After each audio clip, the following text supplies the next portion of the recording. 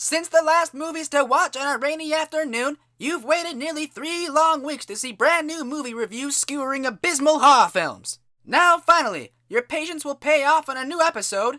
Will not be seen tonight, so we can bring you the following special presentation.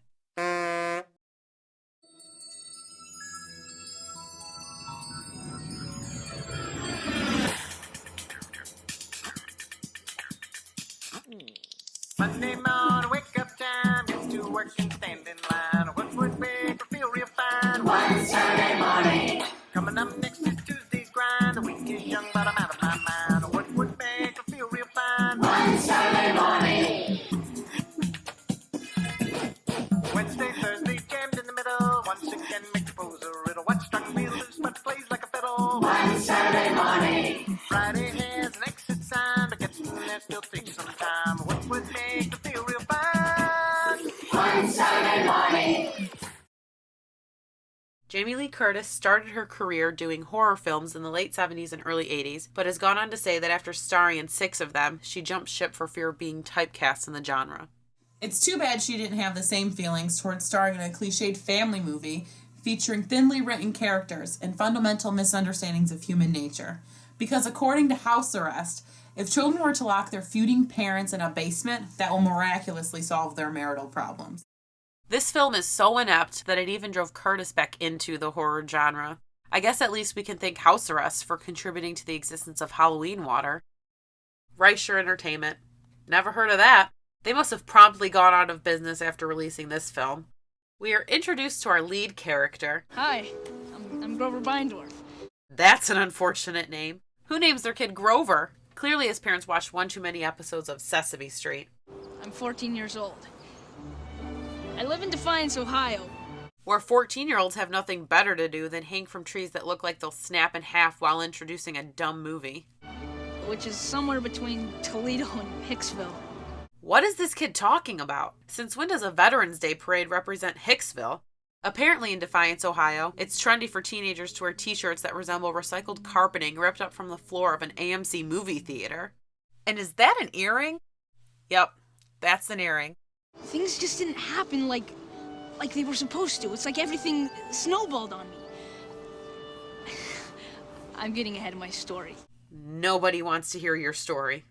The opening credit montage consists of Grover's parents' honeymoon footage mysteriously shot by an unknown individual, because it turns out that it is being compiled together for an anniversary video by Grover's friend Matt, neither of whom existed. If anything, House Arrest introduced the world to actor Mookie Arizona before ending his career immediately thereafter. Where did this footage come from, and how did these kids get their hands on it? I hope they didn't stumble across the X-rated honeymoon home movies, because that would have been embarrassing. It turns out that Grover's parents' marriage is on the fritz, and their gift isn't very well received, for even they themselves forgot entirely about their anniversary. At least his buddy Matt is at his side, eager to cheer him up. Look on the bright side. From now on, you get twice the gifts on your birthday and Christmas. Grover and his sister Stacy whip up an anniversary dinner for their parents in the basement, where they discuss the reasons behind their imminent breakup. Listen, kids, I'm not sure you understood. Yeah, we did. You guys are getting separated. What we don't understand is why. Grover.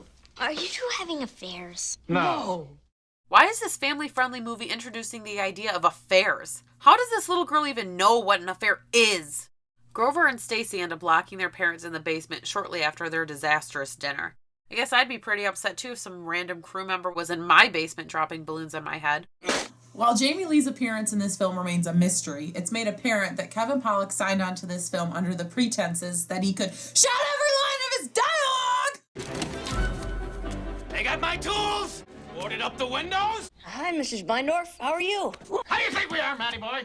Word begins to spread in regards to Grove's plan and piques the interest of a certain psychotic bully who agrees to lend a hand.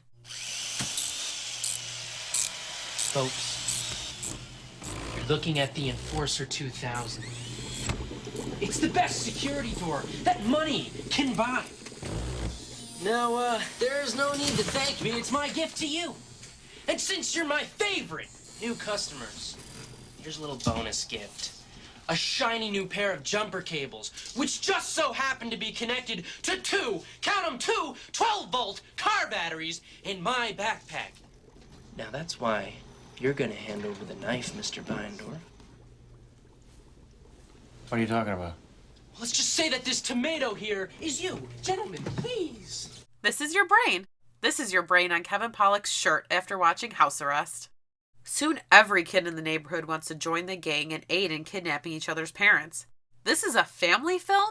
The cheerful music that's playing over this scene featuring teens binding and gagging their parents couldn't be more inappropriate. What class did you say this was for, TJ? Sociology, Mom. Oh.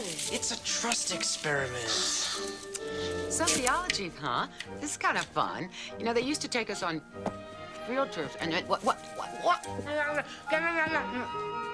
People, if we can just, guys, if I could just... Hello! Go ahead. You don't understand. We've been trying this for a little while. They don't listen. Maybe you could come downstairs, be a little more comfortable. It could be a while. Wait. You mean we're going to be locked in the basement for a long time? That's some kind of joke, right? Oh, I don't know. I read an article about some people who were locked in the basement, and then the neighbor came and found them hanged to death. All hell breaks loose when the kids decide to have a squirt gun fight inside the house, accompanied by a boa constrictor and Hostess cupcakes. What are you guys doing? We'll punish the parents tomorrow. I don't want to punish them, okay? I want to help them. The song playing during this scene would have been better used during the initial kidnapping. It doesn't seem like the Beindorfs do a whole lot of grocery shopping, on account that the only foods scattered around the place are Ho-Hos and Lay's potato chips. They can't even make normal hamburgers. What the hell is that shit? Crunch Berry Burgers. Delicious. Meanwhile, Groves attempts to learn a few therapeutic interventions and bumps into Jennifer Love Hewitt. What is she doing in this thing? You owe me a quarter.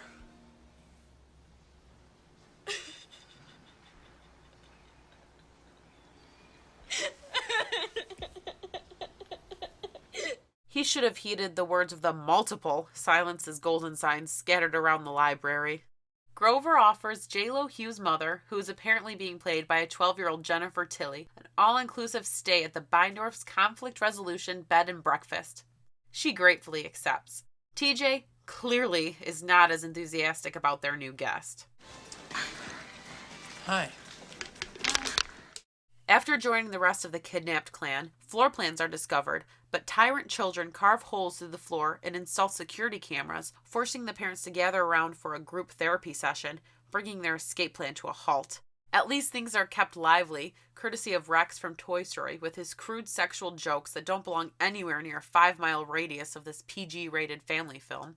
Hi, I'm Louise Finley, and I am a part-time cosmetologist at Stang's Pharmacy, and I'm Vic's full-time audience. Yes? Well, I'm always getting standing ovations, especially in bed.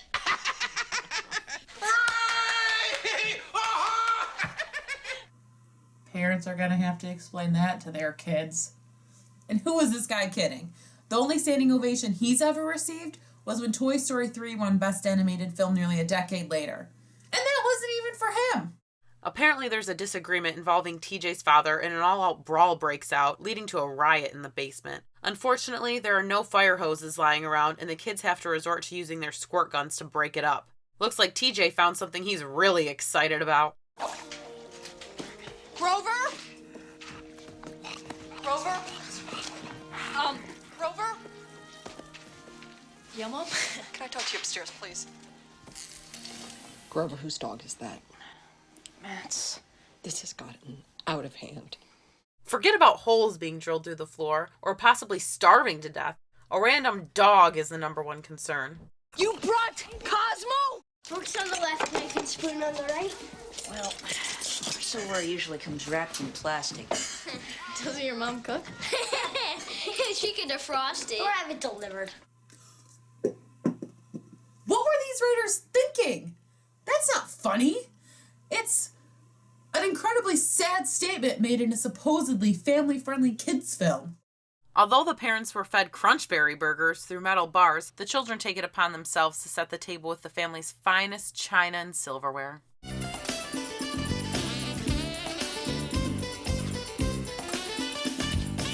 Flying in where it's sunny, making friends like the bee makes honey. No two snowflakes the same. It's not when it's playing the right game, yeah. Still the mystery grows wider, climbing upward to unknown desire. I drifted in on a warm wave, yeah, yeah, yeah. Some dreams are just too good to wake from.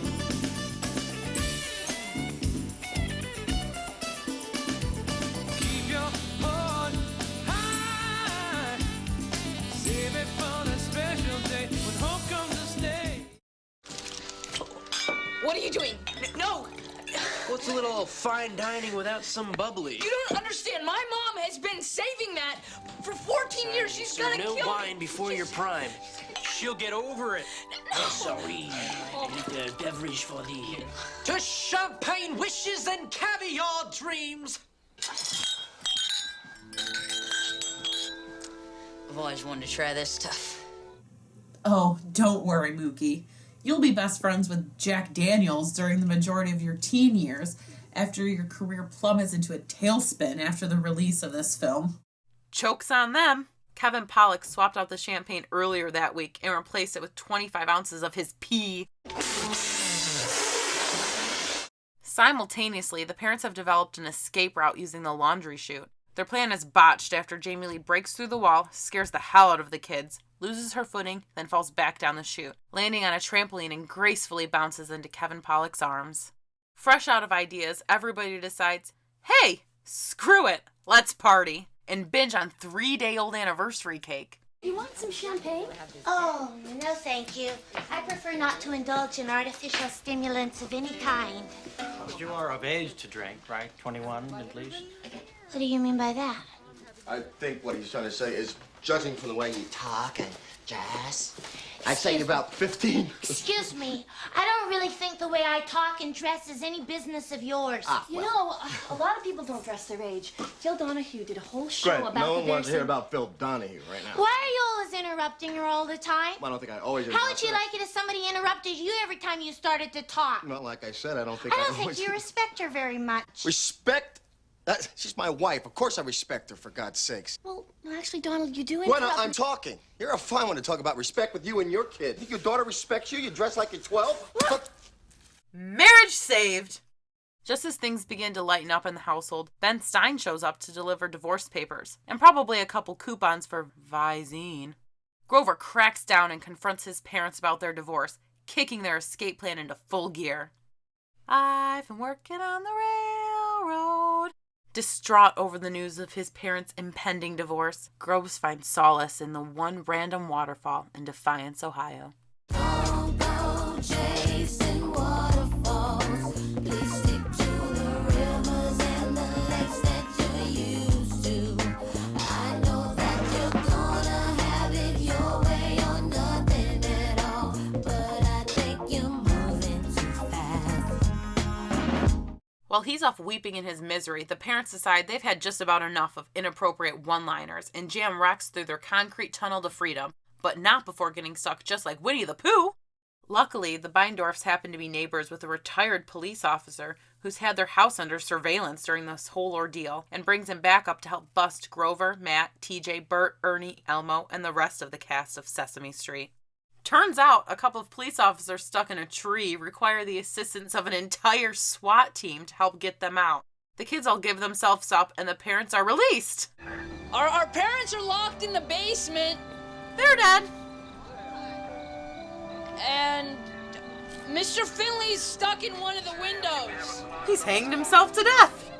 Upon their release, the parents really don't seem all too angry with their children after being held hostage for nearly an entire week. It was a lovely party. There was cake, costumes, and champagne. How many episodes of Cops has this girl watched? We were charged with kidnapping, civil disobedience, and practicing psychotherapy without a license. If there's one thing I learned from this whole experience, it's if I untuck my shirt every once in a while, then I can get with Jennifer Love Hewitt.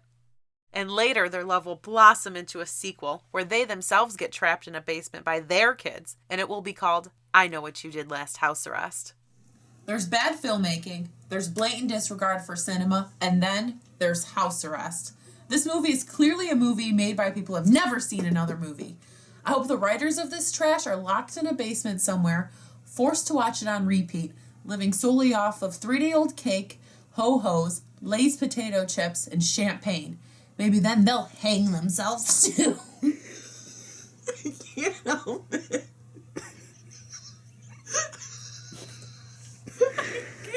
Oh my god.